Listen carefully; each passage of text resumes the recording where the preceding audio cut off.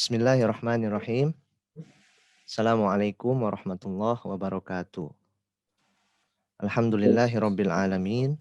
Wassalatu wassalamu ala Rasulillah wa ala alihi wa ashabihi wa man tabi'ahum bi ihsanin ila yaumiddin.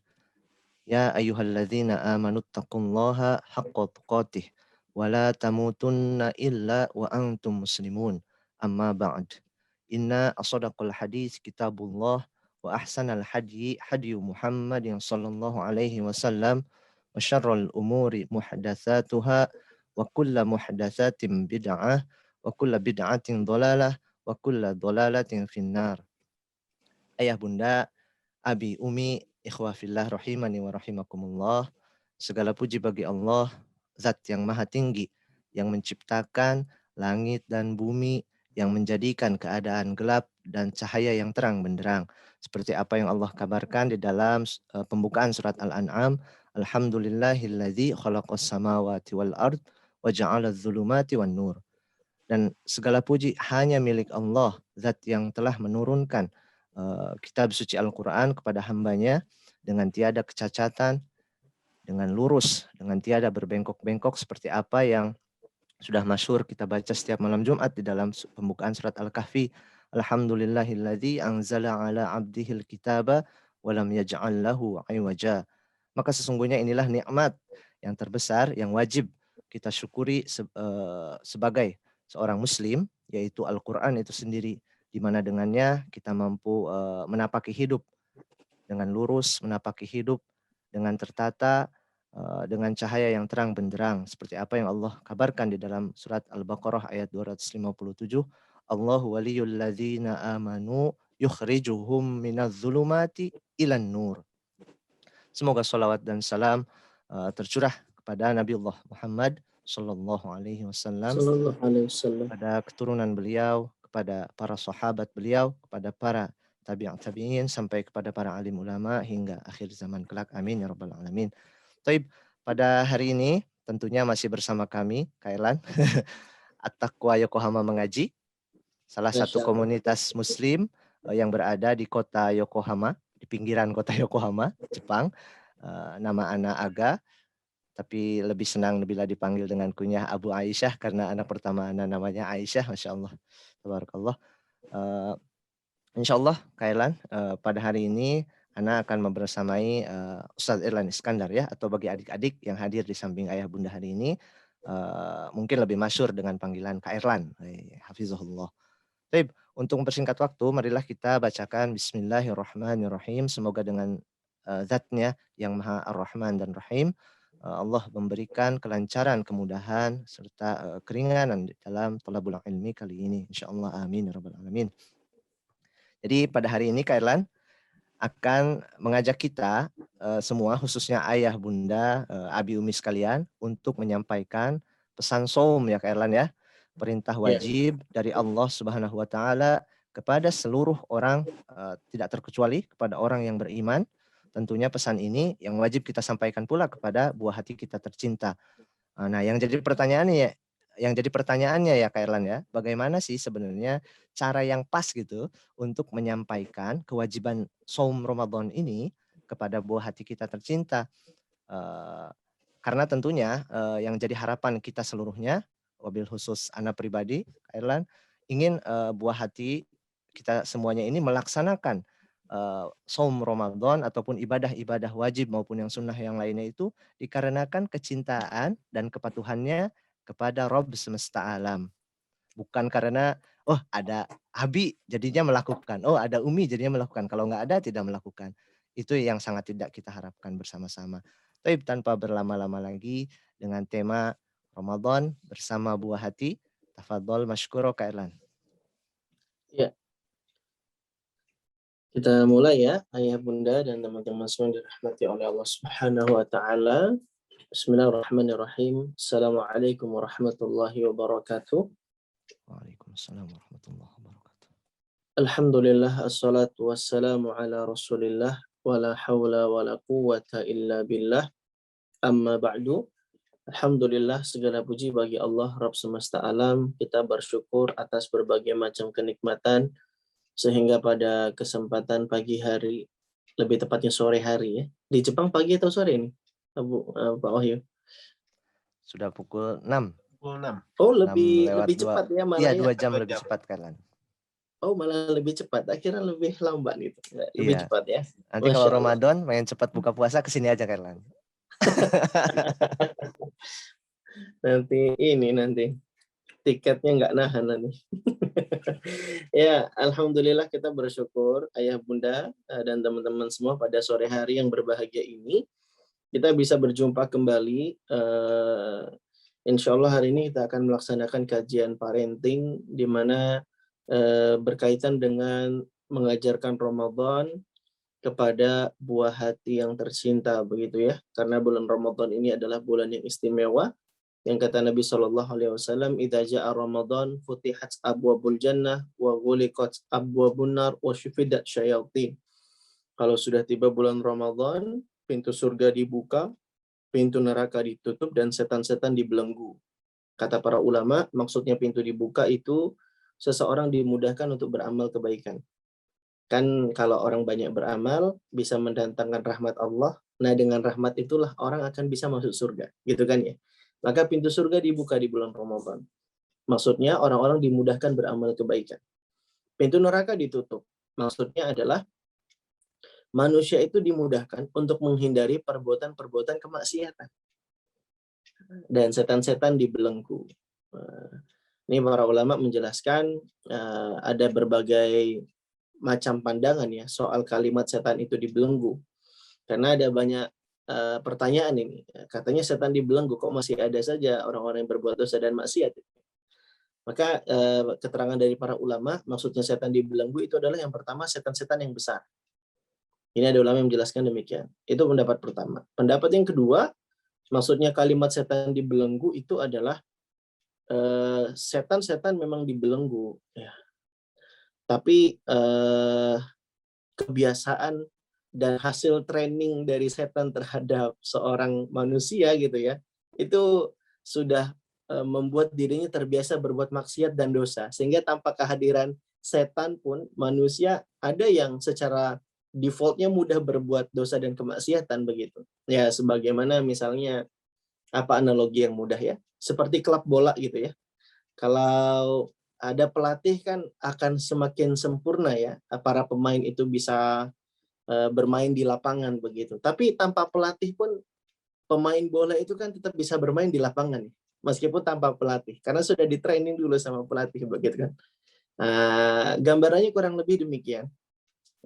Karena mungkin seorang manusia sudah terbiasa berbuat maksiat dan dosa di luar bulan Ramadan sehingga di bulan Ramadan pun itu jadi mudah baginya mengerjakan perbuatan maksiat dan dosa begitu ya. Dan setan sendiri kan ini ya, itu kan sebuah sifat. Ini pendapat yang kuat bahwa setan itu adalah sebuah sifat dan setan ini bisa dari kalangan jin dan manusia. Makanya disebut dalam surat An-Nas, alladzi yuwaswisu fi sudurinas minal jinnati wan nas. Yaitu setan yang membisikkan waswas di dalam dada manusia dari kalangan jin dan manusia. Maka jin dan manusia ini adalah setan gitu ya. Jadi setan itu sifat yang bisa masuk ke jin dan manusia. Itu makna dari kalimat setan-setan dibelenggu di bulan Ramadan. Nah, ala kulli hal, Ramadan itu adalah bulan istimewa. Ramadan itu adalah bulan yang mulia. Ramadan itu adalah bulan yang penuh dengan keutamaan. Yang setiap kaum muslimin itu harus merasakan bahagia untuk menyambutnya. Dan tugas kita sebagai orang tua adalah bagaimana menerjemahkan kebahagiaan ini kepada ananda kita yang tercinta. Nah, ini kan PR-nya ya. Bagaimana anak itu menyambut Ramadan dengan bahagia, bagaimana anak juga kita biasakan untuk beribadah di bulan Ramadan yang mulia begitu ya. Dan inilah pembahasan kita hari ini. Semoga Allah Subhanahu wa taala memberikan kemudahan buat kita semua.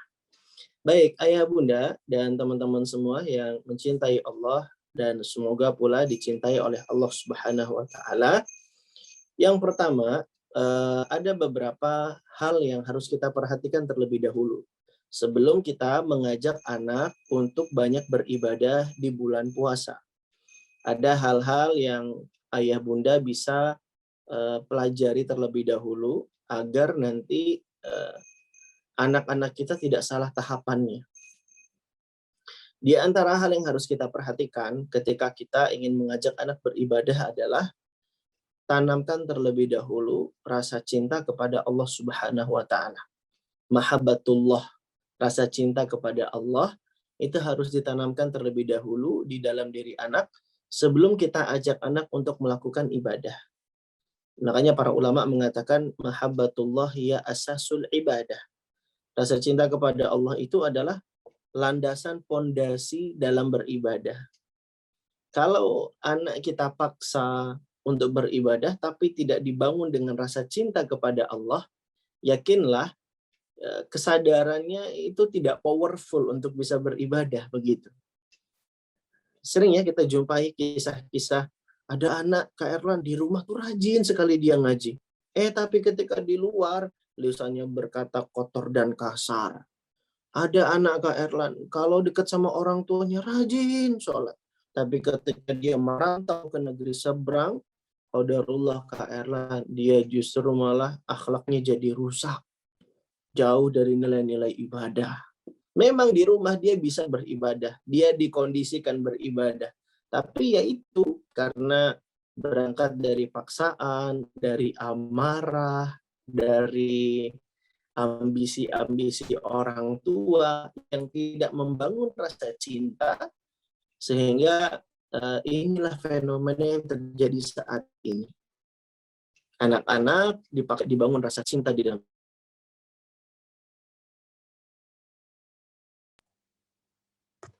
Assalamualaikum Kak Erlan.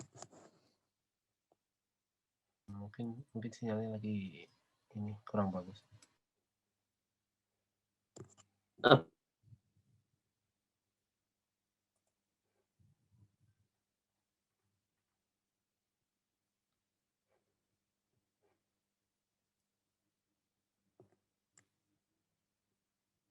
Tapi karena ada sedikit kendala teknis, jadi afwan mohon ditunggu.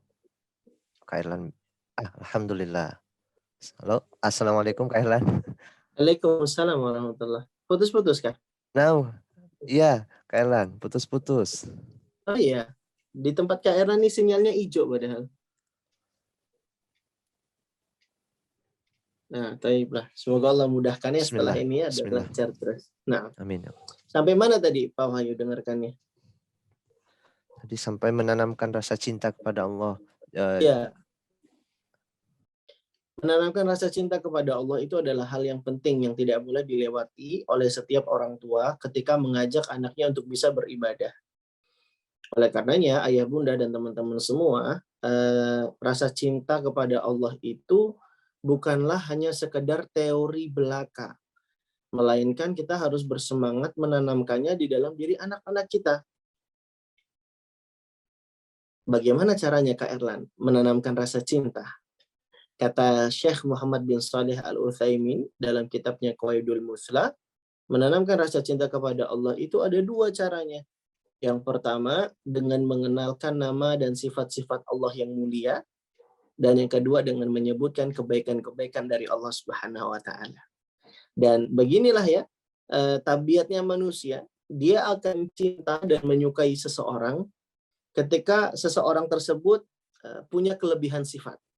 Misalnya kayak kita sebut, itu tuh si Fulan tuh aku suka deh sama dia. Dia itu ganteng, dia itu apa sifat mulia, dia tuh dermawan, dia itu baik loh. Dia tuh Masya Allah santun sekali ya. Kita jadi suka, kita jadi senang sama orang tersebut gara-gara apa? Gara-gara dia punya sifat-sifat yang mulia. Sifat yang terpuji adalah kelebihan dari dirinya.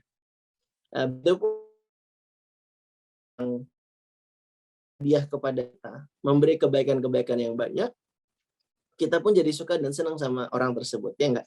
Saya senang ya sama rajin kirim makanan ke rumah, Masya Allah. Nah, cinta kepada Allah Subhanahu wa Ta'ala, pemahaman dan diajari tentang nama serta sifat-sifat Allah yang mulia, Lalu kemudian sebutkan kebaikan-kebaikan Allah yang banyak kepada anak-anak kita. Begitu cara kita menanam rasa cinta kepada Allah Subhanahu wa taala. Sejak kapan Kak Erlan kita merasa cinta kepada anak?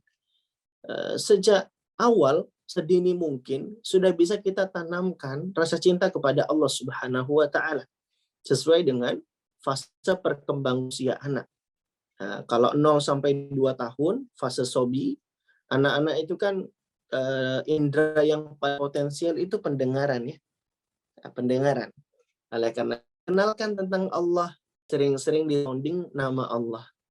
La ilaha illallah, Allahu Akbar, Subhanallah, Allah Al-Rahman.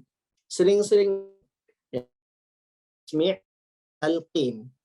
Tasmi' artinya memperdengarkan, talqin artinya mendiktekan. Dan inilah yang dilakukan oleh Ummu Sulaim radhiyallahu anha kepada anaknya Anas bin Malik. Belum selesai disapi, masih masa-masa menyusui, Ummu Sulaim itu mentalkinkan, mengisyaratkan kepada Anas dengan mengatakan, "Kul la ilaha illallah wa kul asyhadu anna Muhammadar Rasulullah." Katakanlah la ilaha illallah. Katakanlah asyhadu anna Muhammadar Rasulullah. Nah, ditalkin berulang-ulang. Jadi sedari awal itu sudah bisa disounding, diperkenalkan dengan nama Allah. Lalu nanti kalau sudah 2 sampai 7 tahun, ini namanya fase tufulah, fase di mana anak selain pendengaran, penglihatannya yang kemudian paling berpotensial. Dan di fase 2 sampai 7 tahun ini juga fase yang sangat tepat ya untuk menanamkan rasa cinta kepada Allah. Sebelum nanti di usia 7 tahun, anak itu secara resmi, officially gitu ya, kita perintah untuk mengerjakan ibadah sholat. Kan ada hadisnya ya, muru auladakum bis sholati wahum abna'u sab'i sinin, kata Nabi SAW. Perintahkanlah anak kalian untuk mengerjakan sholat ketika usia mereka 7 tahun. Nah, ini resmi dari Nabi. Nabi sampaikan kalau 7 tahun itu diperintah sholat. Nah, bukan ujuk-ujuk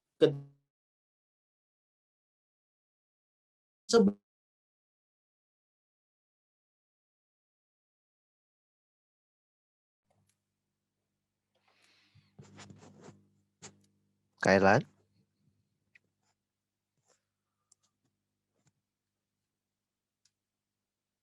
Dalam qadarullah ya, jaringan. Sepertinya jaringan Kak Erlan sedang kurang bagus.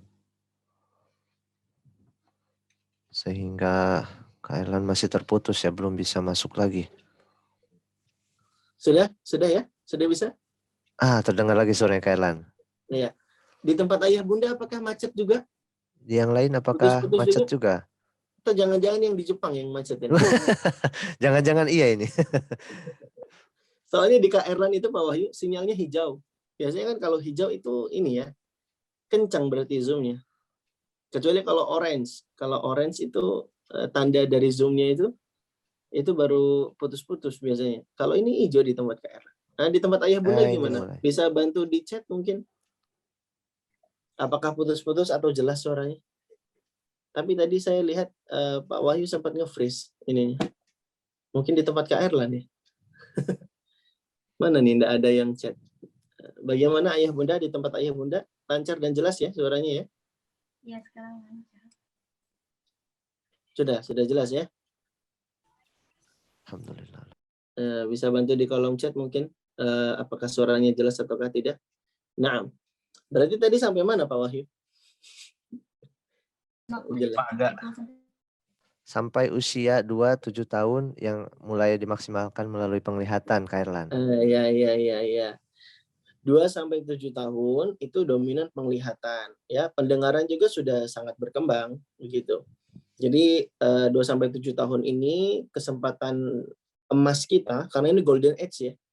Momentum emas ini untuk mengajarkan rasa cinta kepada Allah Subhanahu wa taala. Jadi 2 sampai 7 tahun itu kita tanamkan rasa cinta, caranya ada 2 tadi itu. Dengan merangsang penglihatannya, dengan merangsang pendengarannya, begitu. Jadi kita ajari anak ya dengan hal-hal yang relate, yang familiar dengan dirinya begitu. Misalnya kita ayah bunda lagi pulang ke rumah bawa buah-buahan. Ya, di sini kesempatan kita untuk menanamkan rasa cinta kepada anak. Nak, ini ayah bau buah jeruk loh. Masya Allah, ini nak buah jeruk nak. Tadinya jeruknya ini mentah. Rasanya nggak manis, asam. Tapi kemudian Allah jadikan jeruk ini matang. Sehingga rasanya manis dan segar. Siapa yang membuat buah ini dari mentah menjadi matang? Allah Subhanahu wa taala. Jadi Allah itu baik banget nak sama kita. Masya Allah. Kemudian Allah Subhanahu wa taala berikan ayah rezeki. Allah Ar-Razzaq kasih ayah rezeki sehingga ayah punya uang untuk membeli jeruk ini. Nah, Allah itu baik banget sama kita. Buktinya ayah bisa bawain jeruk ini buat kamu hari ini. Ini semua adalah kemudahan dari Allah Subhanahu wa taala yang sudah mengatur segala sesuatunya. Jadi, tiap kamu lihat jeruk, tiap kamu makan buah-buahan, harus bertambah ya rasa cinta dan sayangnya kepada Allah Subhanahu wa taala. Bilang apa? Alhamdulillah, makasih ya Allah. Nah, gitu. Jadi cara-cara simpel dan sederhana seperti itulah yang bisa kita tanamkan kepada anak untuk menumbuhkan rasa cintanya. Ya, Kak Erlan, anak saya udah lewat 7 tahun nih. Gimana ya Kak Erlan? Ya, tidak ada kata terlambat. Kita manfaatkan momentum-momentum yang ada untuk menanamkan rasa cinta di dalam diri anak kita. Nggak ada yang terlambat. Jadi tetap berusaha ya ayah bunda untuk membangun pondasi rasa cinta kepada Allah Subhanahu wa taala. Begitu. Nah, kalau sudah kita bangun rasa cinta ini, nanti insya Allah anak itu akan punya kesadaran sendiri untuk melakukan ibadah. Tanpa harus dipaksa, tanpa harus kita bertindak tegas dan marah-marah. Itu biiznillah, anak-anak akan tumbuh kesadarannya dalam mengerjakan ibadah. Nah, kita tinggal bilang nanti sama anak, mau disayang Allah nggak? Mau dicintai Allah nggak? Ayo beribadah nak. Gitu. Jadi penting sekali menanamkan mahabbatullah, rasa cinta kepada Allah di dalam diri anak. Nah, itu yang harus kita perhatikan. Ya, ini pijakan penting ayah bunda ya. Membangun kesadaran anak untuk beribadah dengan cara menanamkan mahabbatullah, rasa cinta kepada Allah. Karena begini, kalau berangkat dan bermula dari kesadaran, maka energinya lebih powerful untuk mengerjakan ibadah. Ya, ibaratnya ada telur ayam. Kalau telur ayamnya ini pecah dari dalam, maka yang muncul kemudian adalah kehidupan. Karena yang keluar setelahnya ada anak ayam. Begitu ya. Berbeda halnya kalau telur ayam pecahnya dari luar. Nah, ini tidak muncul kehidupan, tapi yang ada malah jadi telur ceplok atau telur dadar. Bisa dipahami maksud saya? Anak ayam yang hidup itu yang menghasilkan kehidupan ketika pecahnya dari dalam telurnya. Nah, artinya anak itu kalau pengen powerful beribadah harus ditumbuhkan kesadarannya dari dalam. Bagaimana cara menumbuhkan kesadaran di dalam dirinya? Dibangun rasa cintanya kepada Allah Subhanahu wa taala. Karena yang namanya cinta pasti akan terbuktikan dengan sebuah gerak jiwa yang nanti akan dilakukan oleh sang anak. Ya, bukti cinta itu kan pengorbanan ya. Buktinya cinta itu adalah kemudahan hati kita untuk bisa berbuat sesuai dengan apa yang diperintahkan oleh yang kita cinta gitu kan ya. Oleh karenanya teman-teman semua dirahmati oleh Allah, ayah bunda sekalian, penting sekali menanamkan rasa cinta ke dalam diri anak-anak kita. Ini pijakan yang penting. Ini pijakan yang penting. Baru setelahnya, untuk mengenalkan tentang ibadah-ibadah yang ada di bulan Ramadan, semisal puasa, sholat tarawih, membaca Al-Quran, dan ibadah-ibadah lainnya, bisa kita kenalkan dengan cara mensonding. Maksudnya sounding di sini adalah menyampaikan pesan-pesan kebaikan untuk anak-anak kita. Diberitahu ilmunya, dikasih tahu keutamaannya, dikasih tahu pengertian dan definisinya, gitu ya. Itu namanya sounding. Sounding di sini bukan seperti yang dipahami oleh orang-orang ahli hipnoterapi ya, yang mana dianggap kalau sounding itu harus dalam keadaan otak yang apa istilahnya beta dan gamma gitu-gitu ya. Maksud kita di sini sounding adalah manfaatkan momentum yang tepat, bisa kapan saja, selagi anaknya mood, ceria dan bahagia, bisa kita sounding ketika di atas kendaraan, atau memang ketika sedang makan ya, atau ketika sedang bersama-sama dengan kita, atau memang ketika di jam khusus belajarnya, maka bisa kita sounding dan kita sampaikan tentang hal-hal yang berkaitan dengan Ramadan. Nanti ayah bunda bisa sounding tentang Ramadan itu apa, Ramadan itu bulan yang seperti apa, gitu ya. Ramadan itu istimewanya apa. Nah, di bulan Ramadan kita nanti mengerjakan puasa. Kita jelaskan, puasa itu apa? Puasa itu artinya al-imsak, menahan. Menahan lapar dan dahaga, dan menahan dari segala sesuatu yang membatalkan puasa. Dari kapan? Dari subuh sampai maghrib. Dan puasa itu harus berniat. Niatnya kapan? Sebelum azan subuh berkumandang, ketika malam. Makanya adik nanti harus semangat untuk bangun sahurnya gitu. Jadi kita sounding dari sekarang nih ayah bunda. Karena sahur itu biasanya jadi PR terbesar bagi orang tua untuk membangunkan anak-anaknya begitu ya. Makanya soundingnya dari sekarang. Sounding itu adalah 50% perjuangan untuk memahamkan anak. Kalau sudah disounding, sudah disampaikan sedari awal, nanti recall atau reminder anak itu akan jadi lebih mudah PR-nya. Dibanding kalau kita menyampaikannya ketika hari H, ketika berjumpa dengan realita, itu lebih berat nanti perjuangannya. Makanya perlu dengan sounding, ya. Perlu dengan sounding, disampaikan kepada anak. Nanti kita akan sahur loh, nak. Sahur itu adalah persiapan menjelang ibadah puasa. Sahur itu, kata Nabi, adalah kegiatan yang diberkahi. Bahkan sahur itu adalah waktu-waktu yang sangat mustajab kalau kita berdoa. Nah, kalau adik nanti pengen kuat dan semangat puasanya, harus bangun sahur, nak. Di waktu sahur kita bisa makan dan minum, setelahnya adik bisa berdoa. Ya Allah, kuatkanlah puasa hamba hari ini, ya Allah. Ya Allah, mudahkanlah hamba beribadah, ya Allah. Gitu. Jadi adik jangan malas kalau dibangunin sahur ya. Iya, karena ketika sahur, itu adalah waktu sepertiga malam terakhir, di mana Allah turun ke langit dunia mengabulkan hamba-hambanya yang meminta dan berdoa. Jadi adik-adik jangan lewatkan kesempatan sahur itu. Karena inilah kebiasaan beriman, mereka banyak berdoa, bahkan mereka banyak beristighfar mohon ampunan. Apa disebutkan di surat Adz-Dzariyat, wabil asharihum yastaghfirun. Mereka orang beriman itu di waktu sahur mereka memohon ampun. Jadi harus semangat ya bangun sahurnya gitu. Terserah deh nanti adik request mau dimasakin apa waktu sahur. Nugget berbentuk huruf apa nugget berbentuk dinosaurus? Terserah. Pokoknya yang penting kita akan servis anak dan kita akan kondisikan mereka supaya menjalani hari-hari Ramadan dengan bahagia. Begitu. Jadi sounding segala sesuatu yang berkaitan dengan Ramadan. Umi, berarti nanti kalau puasa capek dong. Iya memang capek, namanya ibadah itu bikin lelah. Tapi lelahnya ibadah itu cuma sementara. Namun yang namanya ibadah itu meskipun lelah akan membuat kita jadi berbahagia. Hah?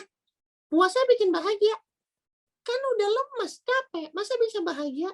Iya, karena Nabi yang bilang, leso imi farhatan. Bagi orang yang berpuasa ada dua kebahagiaan. Yang pertama, farhatun, berbahagia ketika berbuka puasa. Yang kedua, berbahagia ketika kelak nanti bisa berjumpa Allah Subhanahu wa Ta'ala. Gimana nggak bahagia coba? Nah, ini Nabi yang bilang puasa itu bikin bahagia. Selain itu, ketika puasa juga, ini adalah amalan yang istimewa yang sedang kita kerjakan, Adek. Makanya harus semangat untuk berpuasa. Iya, harus semangat karena puasa itu adalah amalan yang Allah sendiri yang langsung menilainya. Kalau amal-amal soleh yang lain itu dicatat dan dibalas 10-700 kali lipat. Illa siyam, kata Allah Subhanahu wa Ta'ala di dalam hadis qudsi, fa innahu li wa ajzi bihi, kecuali puasa. Puasa itu untukku, kata Allah. dan aku yang akan membalasnya. Ini kata Allah Subhanahu wa taala. Luar biasa amalan ibadah puasa. Nah, para ulama menjelaskan kenapa ya kok puasa itu pahalanya tidak berbatas. Karena Allah yang langsung membalas sehingga Allah berikan pahala yang tidak berbatas. Kenapa coba? Puasa itu kok pahalanya tidak berbatas. Kata para ulama, karena orang yang berpuasa itu adalah orang yang bersabar. Sedangkan kita tahu ya, di surat Az-Zumar, kalau tidak salah ingat Kak Erlan, Allah berfirman, innama yuwaffas sabiruna ajrahum bighairi hisab. Sesungguhnya hanyalah orang-orang yang bersabar, pahalanya tidak berbatas. Sehingga wajar kalau puasa itu pahalanya tidak berbatas. Ya, dan Allah yang langsung akan memberikannya. Nah, kita sounding tentang puasa itu, definisinya apa dan apa keutamaannya. Di antara keutamaan yang lain juga dari ibadah puasa itu, puasa itu bisa membuat seseorang jadi bisa masuk surga. Bahkan ada pintu khusus. Inna fil jannati baban yuqalu ar-rayyan, kata Nabi Shallallahu Alaihi Wasallam. Sesungguhnya di surga itu ada sebuah pintu yang dinamakan dengan pintu ar-rayyan. Dan pintu ar-rayyan itu dikhususkan buat orang-orang yang berpuasa. Masya Allah, Masya Allah. Nah, adik-adik sekalian, kan lagi ngomongnya sama anak sendiri ya, bukan sama adik-adik ya. Nah, jadi itu istimewanya ibadah puasa begitu. Jadi kita sounding tentang puasa. Terus bisa kita sounding dari sekarang tentang sunnah-sunnah ketika berbuka puasa ya. Kalau buka puasa itu baca bismillah, lalu kemudian lebih afdol didahului dengan kurma. Kalau tidak ada kurma, boleh minum air putih. Lalu kemudian setelah kita membatalkan puasa, setelah azan maghrib berkumandang, maka kita membaca doa, Dhahabal dhama'u wa batalatil uruku wa thabatal ajru, insyaallah. Alhamdulillah. Nah, jadi ayah bunda sekalian dirahmatullah, yahdikumullah yuslih balakum. Jadi kita bisa sounding dari sekarang, mumpung masih belum bulan Ramadan ya. Sebenarnya sounding sekarang pun terbilang telat, tapi lebih baik terlambat daripada tidak sama sekali ya. Kalau ulama salafus soleh terdahulu itu interest dan ketertarikannya dengan bulan Ramadan sudah dimulai sejak 6 bulan sebelum bulan Ramadan. Jadi kalau bulan Ramadan itu bulan ke-9, ulama salafus soleh terdahulu itu di dalam kitab Lataif Al-Ma'arif ya disebutkan kanu yada'una sittata ashhur. Para ulama soleh terdahulu itu sudah berdoa, punya ketertarikan supaya bisa berjumpa dengan bulan Ramadan itu sejak 6 bulan sebelum bulan Ramadan datang begitu. Jadi bulan ketiga itu bulan Rabiul Awal berarti ya. Sejak Rabiul Awal itu ayah bunda sudah mulai rindu dan berhasrat berjumpa dengan bulan Ramadan. Sudah mulai bisa kita sounding kepada anak. Karena ketertarikan pada Ramadan itu sejak 6 bulan sebelum bulan Ramadan. Begitu. Nah, harusnya sih sejak 6 bulan yang lalu nih kita mulai sounding nih. Tapi kan jarang ya ada kajian menjelang bulan Ramadan 6 bulan sebelum tiba bulan Ramadan nih. Jarang sekali. Nah, nanti Yokohama yang ngadainnya nanti Rabiul Awal tahun depan kajian persiapan Ramadan ini anti mainstream. Jarang yang buat kajiannya. Iya. Insyaallah kan. Kan menyadarkan orang ya, mengingatkan kalau 6 bulan lagi mau bulan Ramadan gitu. Banyak loh orang-orang yang Allah tidak sampaikan dengan bulan Ramadan ya. Banyak juga orang yang lupa untuk berdoa supaya disampaikan dengan bulan Ramadan kan begitu ya. Jadi soundingnya itu sebenarnya sudah sedari lama seharusnya. Nah, sekarang ini tinggal memperdalam dan mempertajam lagi saja bahan-bahan sounding kita begitu. Nah, jadi ya itu pijakan yang kedua ya. Jadi yang pertama tadi bangun rasa cinta, yang kedua pijakannya adalah kita sounding, kita sampaikan ilmunya, kita sampaikan pengertian dan juga kegiatan-kegiatan apa yang akan kita jalani di bulan Ramadan dan juga sebutkan keutamaannya. Nah, kalau udah sounding lebih enak nanti. Tugas kita di hari H lebih enak nanti. Lailatul Qadar, soundingnya dari sekarang. Jangan soundingnya di hari H 10 hari terakhir itu, jangan. Soundingnya dari sekarang. Nah, ini loh ada Lailatul Qadar. Ini loh keutamaannya Lailatul Qadar. Gitu ya. Jadi soundingnya dari sekarang.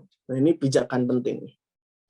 Lalu kemudian, sejak kapan sih Kak Erlan kita udah bisa mengajari anak untuk berpuasa? Nah, para ulama beda pendapat ini. Ada yang bilang 7 tahun. Patokannya apa? Ibadah sholat. Karena sholat aja ibadah yang paling utama. Awwalu ma yuhasabu. Amalan yang pertama dihisab aja adalah sholat kan ya. Sholat aja diajarinnya 7 tahun. Maka puasa juga ngikut nih. Diajarinnya juga 7 tahun. Ada ulama yang berpendapat demikian. Ada juga yang bilang yang lebih tepat 10 tahun. Karena 10 tahun itu menjelang balik. Dan insya Allah fisiknya lebih kuat. Karena kan puasa itu kan diwajibkannya ketika dewasa, ketika balik ya. Nah, sehingga anak-anak 10 tahun udah bisalah dilatih gitu pendapatnya. Ada lagi yang nggak mau terpatok dengan angka. Dia bilang nggak masalah usianya berapa, yang penting di trial dulu. Jadi dicoba dulu. Anak disuruh puasa 3 hari berturut-turut. Kuat nggak? Kalau kuat, baru boleh diperintahkan untuk berpuasa. Ada ulama yang berpandangan demikian. Namun yang jadi patokan kita adalah riwayat dari Hisham bin Urwah. Hisham bin Urwah ini cucunya Zubair bin Awam. Urwah itu anaknya Zubair bin Awam, adiknya Abdullah bin Zubair. Hisham bin Urwah pernah menceritakan bagaimana seni mendidik dari Urwah bin Zubair terhadap anak-anaknya untuk bisa mengerjakan ibadah. Hisham bin Urwah menceritakan, kana ya'muru abi as-sibyana bis-salati idza aqaluhu was-siyama idza ataquhu. Jadi kata Hisham bin Urwah, ayahku itu dulu mengajari anak-anak untuk sholat idza aqaluhu, jika akalnya sudah memahami. Kalau anak sudah bisa hafal bacaan sholat, kalau anak sudah bisa bedakan mana kiri dan kanan, gitu ya. Ini standar kata para ulama.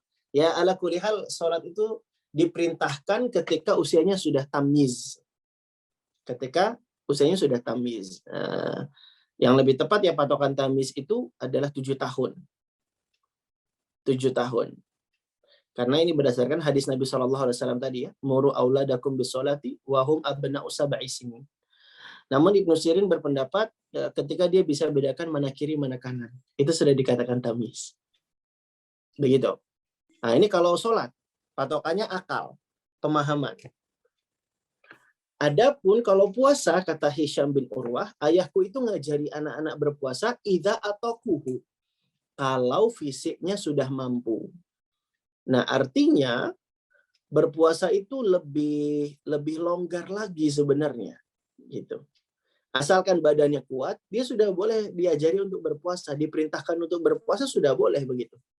Makanya bukan sebuah hal yang zolim ketika anak yang masih usia 5 tahun atau 4 tahun atau 6 tahun diajak puasa nggak apa-apa gitu. Selagi anaknya mampu. Dan nggak boleh kita paksa juga ya. Yang penting diajak, diperintah berpuasa. Nah, kalau dia nggak kuat, batalin nggak apa-apa begitu. Ya, apa Kak Erlan, anak kecil diajak berpuasa seperti itu. Dulu sahabiah juga mengajak anaknya berpuasa. Ar-Rubai bintu Muawidh ya, ketika dapat perintah dari Nabi SAW lewat utusan untuk mengerjakan puasa Asyura. Maka kemudian Rubai mengatakan, wa nasumu ba'du, kami berpuasa setelahnya, wa nusayyimu, apa katanya, dan kami membuat anak-anak kami juga berpuasa, kata gitu. Jadi para sahabiah, para sahabat Nabi itu berpuasa dan mereka pun menyuruh anak-anak mereka berpuasa. Dan kami buatkan mereka itu mainan, al-lu'bah minal ihn, yang terbuat dari kain wol, kata dia begitu. Kenapa? Supaya nanti kalau anak-anak itu lapar minta makan, kami kasihin mainan itu hingga tiba waktu berbuka. Ini kata Rubai bintu Muawidh. Nah, padahal anak itu masih kecil ketika itu. Rubai, sang bunda, mengajari anaknya yang masih kecil untuk berpuasa. Jadi ini bukan sebuah ketegaan dari orang tua ya. Kak Erlan, bukannya kasihan ya masih kecil udah disuruh ibadah gitu. Kok udah dibiasain kayak gitu Kak Erlan? Berat hati ini Kak Erlan. Begini ayah bunda. Ibnu Mas'ud radhiyallahu anhu pernah mengatakan wa awiduhum al khaira fa innal khaira bil adah. Biasakanlah anak-anak mengerjakan kebaikan karena yang namanya kebaikan itu buah dari kebiasaan. At the first we make habits, at the last habits make us. Pertama kan kita yang membentuk kebiasaan, tapi lama-lama nanti kebiasaan yang membentuk kita. Nah, jadi dari kecil kita bentuk kebiasaan anak untuk beribadah. Biar nanti ketika dewasa dia mudah untuk mengerjakan ibadah. Begitu ya. Jangan sampai kita menyesal, anak saya kok disuruh ibadah susah sekali Kak Erlan. Nah, dari kecil nggak pernah dibiasakan. Terkadang alasannya filosofis sekali lagi. Oh Kak Erlan, jangan terlalu digegas untuk beribadah Kak Erlan. Jangan tergesa-gesa Kak Erlan. Anak-anak itu punya hak asasi. Nggak boleh dipaksa gitu Kak Erlan. Kita katakan, Bu, berarti Ibu nggak pernah memaksa. Berarti Ibu nggak pernah membiasakan anak dalam pekerjaannya, dalam tugas-tugasnya. Nggak pernah Kak Erlan? Coba saya tanya. Anak Ibu sudah mulai sekolah belum? Sudah Kak Erlan, sudah TK. Oke. Pakai seragam nggak, Bu? Pakai. Ibu pilihin nggak seragamnya yang mana? Saya pilihin karena peraturan dari sekolah. Lah, itu Ibu membiasakan dia berangkat ke sekolah itu bukannya itu pemaksaan juga? Bukannya itu pembiasaan juga? Ibu pilihin dia seragam, sekolah harus pakai seragam, nggak boleh pakai pakaian yang bebas, itu bukannya Ibu membiasakan anak untuk tertib juga? Sekarang begini, Bu. Kenapa untuk dunia, untuk hal-hal yang sifatnya duniawi, Ibu tidak mempermasalahkan untuk membiasakan anak. Tapi untuk alasan yang sifatnya ukhrawi, yang sifatnya akhirat, kok Ibu malah pikir-pikir panjang dan penuh perhitungan? Padahal yang harusnya jadi orientasi utama, yang jadi prioritas itu kan akhirat daripada dunia. Meskipun dunia juga nggak boleh kita tutup mata ya. Nggak boleh melupakan dunia. Karena Allah mengatakan di surat Al-Qasas, وَابْتَغِي فِيمَا أَتَاكَ اللَّهُ الدَّارَ الْآخِرَةَ وَلَا تَنْسَ نَصِيبَكَ مِنَ الدُّنْيا. Carilah kenikmatan di kampung akhirat, kata Allah, dengan apa-apa kenikmatan yang telah kami beri padamu, wala tansa nasibaka minad dunya. Tapi kalau dunia, jangan sampai kamu lupa. Untuk akhirat, Allah mengatakan, wabtaghi, carilah. Ini menunjukkan harus diprioritaskan. Tapi untuk dunia, sekedarnya. Makanya Allah bilang, wala tansa nasibaka minad dunya. Jangan sampai lupa. Dan ini fenomena bapak-bapak, emak-emak kekinian. Dia fokus pada urusan dunia anak, tapi lupa pada urusan akhirat anak. Dia biasakan anak dalam hal-hal duniawi, dan ini bagus, kita dukung. Tapi jangan sampai kalah dong. Prioritas akhirat membiasakan anak untuk beribadah pula, begitu. Terkadang kita ini terbalik. Kita lebih resah kalau anak nggak bisa menghitung angka. Kita resah kalau anak nggak bisa baca. Tapi kita nggak resah kalau anak belum bisa baca Quran. Kita nggak resah kalau anak belum rajin sholatnya. Kita nggak resah kalau anak kita belum mau beribadah kepada Allah Subhanahu wa Ta'ala. Kan ini potret yang harus kita renungi bersama-sama, begitu ya. Kita tidak mencela dunia, boleh Bu. Ibu leskan bahasa Inggris, kursuskan menghitung, boleh. Bagus, itu bagus, gitu ya. Tapi jangan justru malah tidak memprioritaskan akhirat anak-anak kita. Ya Bu ya. Nah, makanya penting sekali untuk menanamkan agama kepada anak, membiasakan anak-anak untuk beribadah. Jadi jangan takut Bu. Generasi terbaik dulu, para sahabat Nabi, ya. Kata Nabi kan khairun nasi korni. Sebaik-baik generasi itu pada masaku, yaitu para sahabat Nabi kan. Mereka ngajarin kita untuk membiasakan anak mengerjakan ibadah. Jadi nggak perlu ragu, nggak perlu takut untuk membiasakan anak mengerjakan ibadah. Dan pijakan yang berikutnya yang harus kita perhatikan pula adalah selalu bangun atmosfer bahagia. Supaya anak itu semangat beribadah di bulan Ramadan. Buat mereka jadi ceria. Gitu ya. Mereka udah disuruh puasa nih. Ya setidaknya kita siapin makanan dan minuman favoritnya. Gitu ya. Kemudian beri reward. Kalau dia udah bangun sahur, Masya Allah, barakallahu fiik. Adik bangun gak pakai nangis, udah mau sahur, mumtaz. Masya Allah. Puji dia.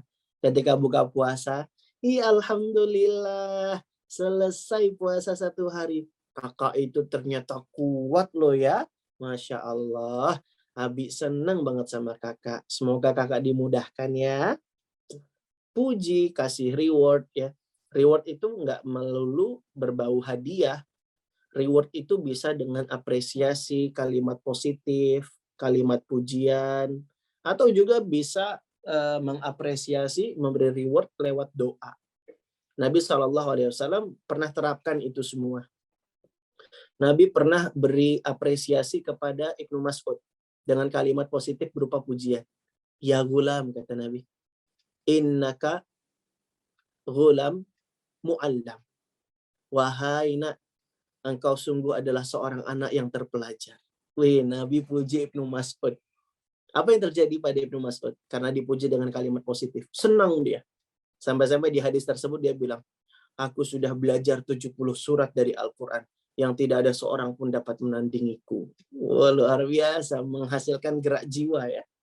Menghasilkan semangat untuk belajar. Karena apresiasi pada anak itu sangat penting gitu ya. Jangan sampai ayah bunda lupa untuk mengapresiasi anak. Ini musibah ini. Ada cerita seorang ibu di Kalimantan ya, karena hidup dalam pengasuhan yang minim apresiasi, akhirnya dia pun jadi sulit mengapresiasi pasangan hidupnya. Jadi istrinya nggak pernah bilang makasih sama suaminya. Apa sebabnya? Karena kultur pengasuhan yang dididik oleh ayahnya. Ayah, aku udah nilainya 8 nih. Ah, baru 8, 10 dong. Ayah, aku udah 10 nih. Ranking 1 dulu baru bagus. Ayah, aku ranking 1 nih. Coba buktiin nanti di ujian akhir. Ayah, aku udah tertinggi nih. Nanti buktiin di kedokteran. Kalau kamu jadi dokter baru bagus. Ayah, aku masuk kedokteran nih. Nanti lulus dulu cum laude, baru kamu hebat. Jadi ayahnya nggak pernah apresiasi, tapi ditantang terus, tantang terus. Bener sih, anak jadi termotivasi dengan tantangan ini. Tapi anak hampa hatinya. Nggak pernah dia mengapresiasi dan bahkan jadi berat dia untuk berterima kasih pada suami. Nggak pernah muji suami. Kan hubungan jadi hambar ya. Dan itu ayah bunda. Maka penting kiranya kita mengapresiasi anak dengan kalimat-kalimat positif atau berupa doa. Sebagaimana Nabi mengapresiasi Ibnu Abbas yang di malam hari ketika Ibnu Abbas sedang nginep di tempat bibinya, Maimunah bintul Harith, yang juga merupakan istri Nabi SAW, Ibnu Abbas siapkan air di bejana untuk toharoh Nabi. Nabi senang, Nabi memuji Ibnu Abbas dan mendoakannya. Allahumma alimhu fiddin, Allahumma faqihu fiddin, wa alimhu ta'wil. Ini doa Nabi. Ya Allah, berilah ia ilmu dalam agama, dan fakihkan ia di dalam urusan tafsir. Ini doa Nabi sebagai bentuk apresiasi kepada Ibnu Abbas. Akhirnya Ibnu Abbas jadi habrul ummah, tintanya umat ini, turjumanul Quran, orang yang paling tahu tentang makna Al-Quran. Luar biasa. Ini doa dari Nabi ya. Maka ayah bunda jangan bosan untuk mengapresiasi. Lewat kalimat positif atau lewat doa. Kalau hadiah boleh nggak Kak Erlan? Boleh. Hadiah boleh, sebagaimana di dalam sebuah riwayat ya. Kak Erlan pernah baca kitab Al-Ihtifal bi Ahkam wa Adabil Atfal. Disebutkan di situ ada seorang ulama yang memberikan makanan berupa kacang buat anak yang berangkat sholat jamaah. Jadi ada tuntunannya ya, ada riwayatnya demikian. Bahkan Ibnu Umar itu pernah kasih uang sebagai hadiah untuk anak. Jadi ngasih uang juga boleh. Ibrahim bin Adham juga dulu gitu, disuruh ayahnya nulis 1 hadis, dapat 1 dirham. Jadi boleh ngasih uang, boleh kasih hadiah, tapi ada kaidah-kaidahnya, ada catatan pentingnya. Yang pertama, ayah bunda ketika kasih hadiah itu harus dikasih catatan. Yang ini akan tertanam jadi mindset anak. Bahwa nak, ini hadiah dari ayah bunda cuma jadi motivasi dan penyemangat saja. Adapun kamu kalau beramal, jangan karena hadiah ini, tapi karena Allah Subhanahu wa Ta'ala. Balasan hadiah dari Allah itu jauh lebih istimewa daripada hadiah dari ayah bunda. Nah, ini catatan pentingnya ayah bunda. Karena kita banyak juga dengar cerita, ada anak yang nggak mau melaksanakan ibadah kalau dia nggak dapat hadiah. Jadi syaratnya harus dapat hadiah dulu, baru dia mau beribadah. Kan jadi muskilah. Nah, akhirnya orang tua yang jadi kerepotan setelahnya. Makanya sounding, menanamkan nilai-nilai catatan-catatan penting ini adalah hal yang penting begitu. Jadi jangan sampai luput catatan-catatan ini. Kemudian juga kalau kasih hadiah, jangan terlalu sering. Kenapa? Karena kaidah fikihnya kan apa? Kasratul imsas tuzilul ikhsas. Banyaknya intensitas mematikan sensitivitas. Nah, gitu. Jadi banyaknya intensitas mematikan sensitivitas. Sehingga anak udah terbiasa dengan hadiah, nggak merasa peka dan nggak merasa wah lagi dengan hadiah begitu. Nah, oleh karenanya harus diatur ritmenya, diatur polanya biar hadiah itu tetap bermakna. Ya mungkin nanti setiap 1 hari puasa jangan langsung kasih hadiah, tapi dikasih 1 bintang misalnya. Bintangnya kita buatin dari kardus minuman mineral gitu ya, air mineral kan ada kardusnya ya. Nah, kita repot dikit lah, gunting-gunting jadi bentuk bintang, dikasih warna.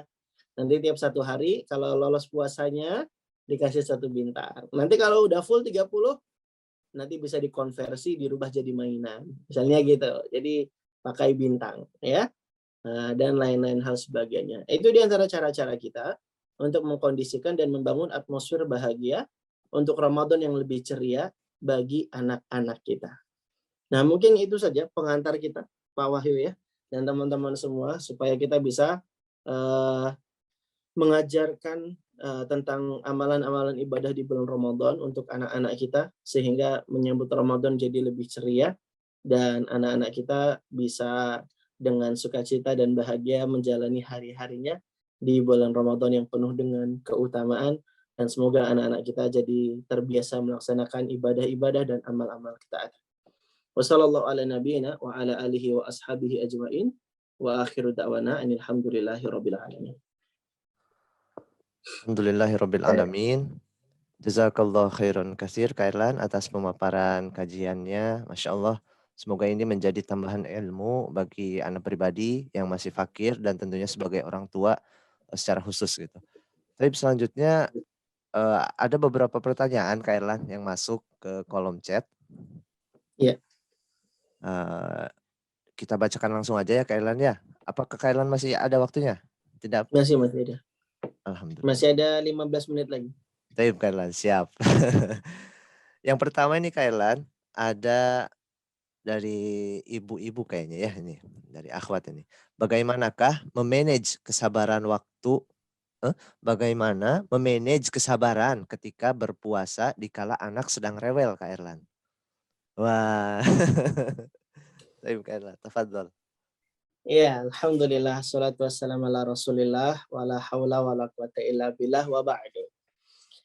Nabi kita Nabi SAW sudah ajari kita, kalau kita lagi puasa menghadapi sesuatu yang menjengkelkan ataupun dari orang-orang sekitar kita yang bikin kita jadi capek perasaan, emosi jiwa dan pengen marah-marah bawaannya, maka kita disunahkan untuk mengucapkan inni shaim, inni shaim.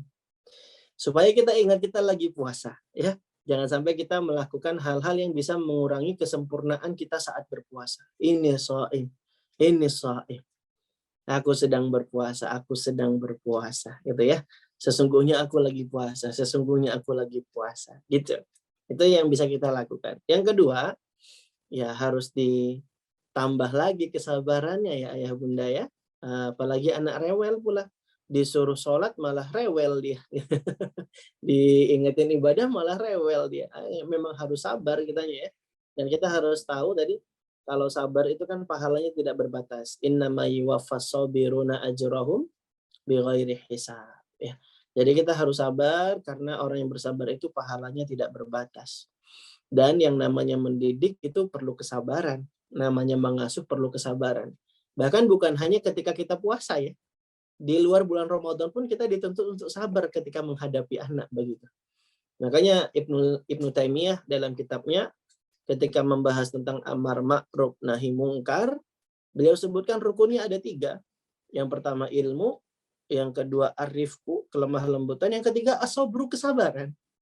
Jadi sabar itu memang sebuah perhiasan yang harus melekat di dalam menasehati, mendidik, dan mengasuh anak-anak kita. Jadi memang perlu sabar. Sabarnya sampai kapan, Kak Erlan? Ya, sabarnya nggak ada batasnya. Dan kita minta tolong kepada Allah Subhanahu wa Ta'ala supaya kita bisa dikasih kesabaran. Sabar itu kan termasuk akhlak yang mulia ya. Dan orang yang dapat akhlak mulia itu adalah orang yang dicintai oleh Allah Subhanahu wa Ta'ala. Makanya sebagian ulama salaf mengatakan, inna hadhil akhlaq wahaib wa inna Allah tabaraka wa ta'ala idza ahabba abdahu wahabbahu minha. Sesungguhnya akhlak yang mulia itu adalah karunia dari Allah. Dan jika Allah mencintai seorang hamba, maka Allah akan karuniakan dengan akhlak yang mulia tersebut. Orang yang dikasih kesabaran, itu tanda-tanda dia dicintai oleh Allah Subhanahu wa Ta'ala. Nah, coba sekarang kita ukur ayah bunda, kira-kira seberapa besar ya cinta Allah kepada kita. Lihatlah bagaimana akhlak kita terhadap anak kita. Lihatlah akhlak kita terhadap istri kita. Lihatlah akhlak kita terhadap suami kita. Bagaimana sikap kita terhadap istri? Seringkah kita menzoliminya? Ketika sama bos, ketika sama atasan, ketika sama teman, ngomongnya santun. Tapi kenapa sama istri kok berkatanya kasar dan keras? Ketika kita jadi istri misalnya, ketika sama suami kok sering sekali membantah, tidak mengindahkan apa perintah suami. Padahal Nabi bilang, kalau misalnya boleh sujud, maka aku perintahkan istri sujud pada suami. Ini kan menunjukkan suami itu kedudukannya istimewa ya di hadapan istri. Ini akhlak yang mulia itu karunia dari Allah. Makanya kalau kita sudah tahu ini adalah karunia, yang harus kita lakukan adalah banyak minta tolong sama Allah. Berdoa kepada Allah. Biar dikasih akhlak yang mulia. Nah, masalahnya gimana kita mau sabar? Gimana kita mau berakhlak yang mulia kalau doa minta sama Allah yang membolak-balikkan hati saja kita tidak pernah meminta kepadanya. Makanya banyak doa sama Allah, dan inilah fungsinya ilmu ya. Kita jadi sadar apa yang kita butuhkan. Oleh karenanya ayah bunda, kita meminta pertolongan Allah agar Allah berikan akhlak yang mulia kepada kita. Sehingga nanti kalau kita sudah mengandalkan Allah, Allah yang akan memudahkan segala sesuatunya. Termasuk sabar ketika menghadapi anak yang sedang rewel padahal kita lagi berpuasa. Dan pesan Kak Erlan juga adalah selalu perbaiki hubungan kita dengan Allah. Karena kalau kita sudah perbaiki hubungan kita dengan Allah, Allah akan perbaiki hubungan kita dengan sesama. Ini nasihat ulama salaf terdahulu ya. Man aslaha ma bainahu wa bainallah, aslahallah ma bainahu wa bainan nas. Siapa yang memperbaiki hubungannya dengan Allah, maka Allah akan perbaiki hubungannya dengan sesama manusia. Anak kita juga manusia kan?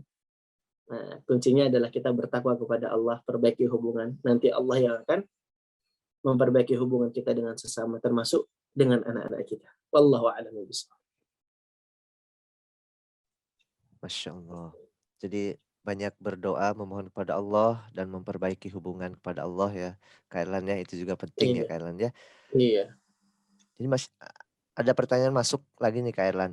Ya, silakan. Tapi ini pertanyaan sebenarnya tadi sudah Kak Erlan singgung juga Kak Erlan. Kita bacakan aja pertanyaannya ya Kak Erlan ya. Sebenarnya waktu yang tepat itu mulai umur berapa anak-anak bisa disaundi tentang Ramadan dan mulai umur berapa untuk latihan sahur dan puasa? Sepertinya tadi sudah disinggung ya Kak Erlan. Apa mau di-review kembali Kak Erlan? Ya, sebenarnya tidak ada Betul, patokan usia yang khusus. Namun kaidahnya tadi riwayatnya Hisham bin Urwah tadi ya.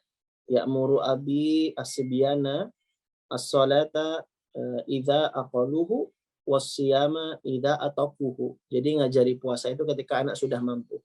Dan tiap anak nanti relatif usianya bisa beda-beda nih. Anak yang satu mungkin 4 tahun udah bisa diajak puasa. Anak yang satu lagi 5 tahun. Yang satu lagi 6 tahun, 7 tahun. Bahkan ada yang nanti 10 tahun baru diajak bisa puasa. Nah, ini tergantung fisiknya anak yang pertama itu. Dan bisa juga variabel penentunya adalah kesiapan dan kesungguhan orang tua dalam mensonding, dalam membangun atmosfer kesiapan itu orang tua juga punya faktor penting itu yang akan berpengaruh. Ya kalau orang tuanya nggak pernah sonding, nggak pernah ngajakin anak puasa, ya nanti bisa jadi anak sampai usianya sudah cukup tua gitu ya, maksudnya sudah menjelang usia balik nggak puasa-puasa nanti karena orang tua nggak pernah sonding, nggak pernah ngajak gitu kan. Jadi tergantung orang tua. Jadi begitu jawabannya ya. Allahu a'lam bishawab. Jazakallah khair Kak Irlan. Masih ada satu lagi nih Kak Irlan. Masih boleh Iya, nggak nih Kak silakan. Irlan? Masya Boleh, Allah. boleh. Jazakallah khair Kak Irlan. Ini izin bertanya Kak Irlan katanya. Bagaimana menjelaskan ke anak yang usia 5 tahun dan 7 tahun yang sedang belajar saum, sementara ada adik yang berusia 2 tahun yang sedang suka-sukanya lagi giat-giatnya makan nih katanya. Gimana kiatnya ini Kak Irlan? Iya, Tafadhol. ya Bunda, kita harus beri pemahaman kepada adik ya. Jadi tidak selalu kakak yang disuruh mengalah dan memberikan pemakluman. Apalagi di sini kakak yang sedang latihan, jadi harusnya kita lebih berpihak kepada kakak dan mengkondisikan kakak mensupport dia. Karena sering banget kakak itu disuruh ngalah dalam segala hal. Padahal kakak juga harus dihargai eksistensinya begitu ya. Sehingga yang harus dilakukan pertama itu adalah kondisikan sang adik. Sounding ke adik, "Dek, kakak lagi latihan puasa. Oleh karenanya nanti kalau kakak lagi puasa, adik boleh sekarang minum dan makan, tapi di ruangan khusus ya, Bunda sudah siapkan itu ruangan khusus buat adik. Di situ nanti kalau adik mau minum, mau makan di situ ya. Nah, atau adik boleh deh minum dan makan di ruang makan ketika kakak lagi nggak di situ.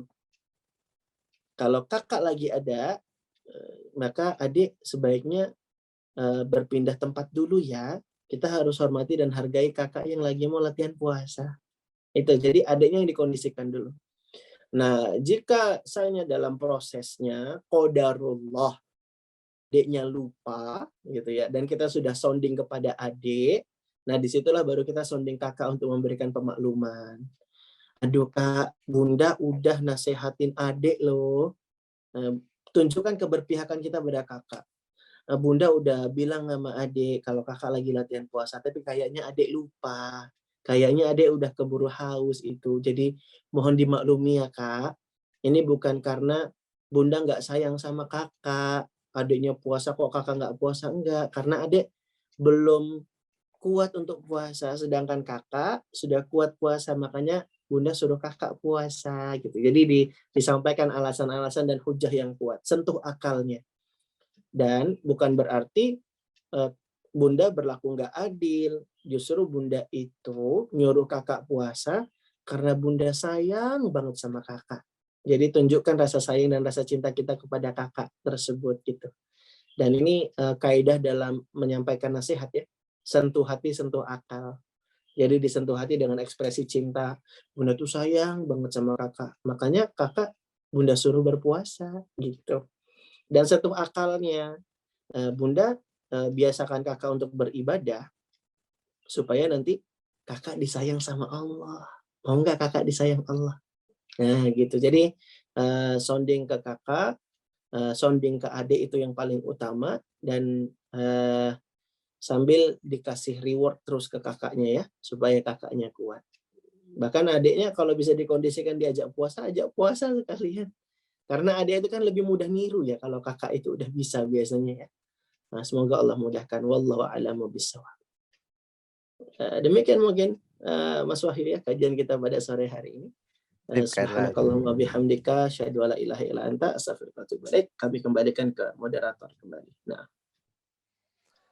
Alhamdulillahirabbil alamin. Jazakallahu khairan katsir wa ahsanal jaza wa barakallahu fik. Kepada Kak Irlan kami ucapkan terima kasih yang sebesar-besarnya yang telah menyisihkan waktunya di tengah kesibukan beliau di dalam berdakwah tentunya.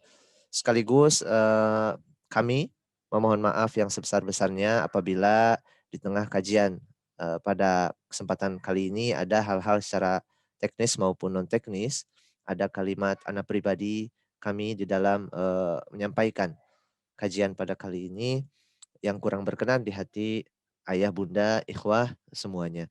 Dan ana secara pribadi memohon maaf lahir batin karena insyaallah dalam 2 hari ke depan ya atau beberapa hari lagi kita akan memasuki bulan penuh keberkahan yaitu bulan suci Ramadan. Ana mengucapkan selamat menunaikan ibadah shaum Ramadan. Semoga Allah selalu merahmati dan melindungi ikhwah semuanya dimanapun berada. Amin ya rabbal alamin. Sebelum acara ditutup, marilah kita mengucapkan alhamdulillahi rabbil alamin dan membaca doa kafaratul majlis ya, meskipun tadi Kak Erlan sudah membacakannya.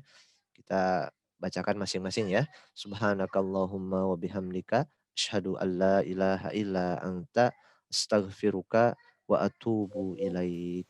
Akhirul kalam. Assalamualaikum warahmatullahi wabarakatuh.